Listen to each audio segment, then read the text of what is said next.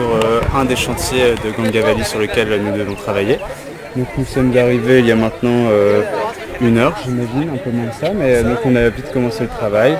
On s'est mêlé aux Indiens et donné un petit coup de main. Donc il faut par exemple faire du ciment, ensuite l'apporter et on divise le travail. Certains placent les briques à l'intérieur de la maison et après elles sont ensuite posées pour édifier les murs.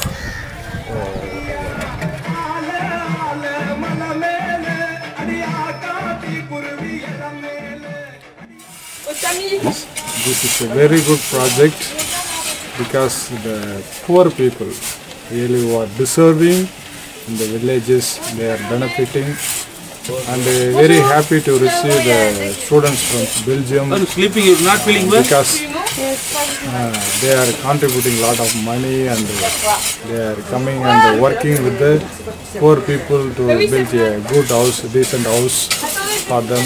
So really it is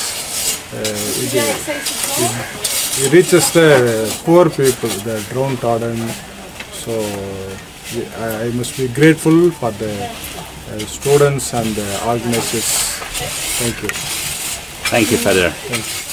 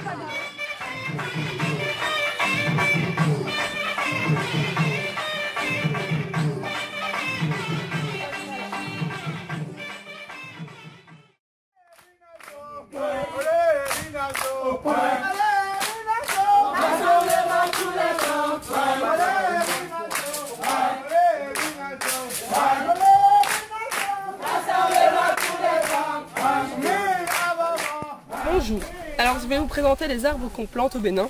Donc ici vous avez le teck, c'est un bois qu'on utilise pour les maisons, donc pour faire des échelles, des poutres et aussi comme bois de chauffe. Donc voici le teck. Et cette année, on plante aussi du calpetier.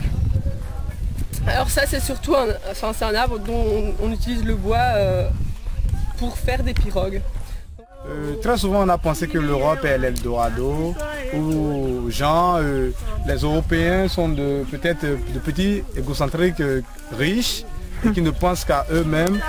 À travers cet échange et surtout à travers le projet d'avec ICHEC, les jeunes de l'ICHEC, on a senti un investissement profond et solidaire qui nous montre que les Européens ou les jeunes Européens que nous voyons ne sont pas sont riches, c'est vrai, mais ne sont pas égocentriques comme nous le pensions auparavant, et que Jésus aussi ce n'est pas l'Eldorado et qu'ils ont beaucoup de soucis, pas une semaine sans qu'il n'y ait au moins un petit stress, alors que chez nous il n'y a pas de tout de stress, même endetté jusqu'au cou, on est à l'aise.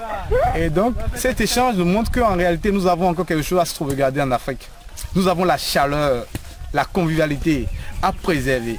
Ce truc, ce sacrifice de soi, très souvent que nous observons, et puis nous commençons par négliger et à aller beaucoup plus vers l'individualisme et copier les Occidentaux.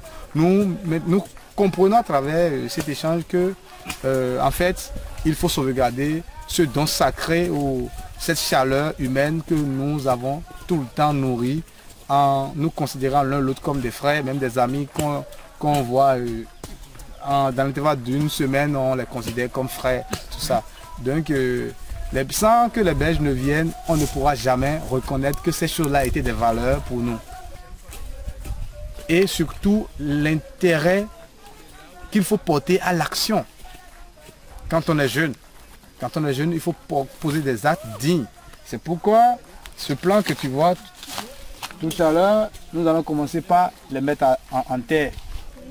Parce qu'il y a un proverbe africain qui a dit qui a planté un arbre, a planté une âme et n'a pas vécu inutilement.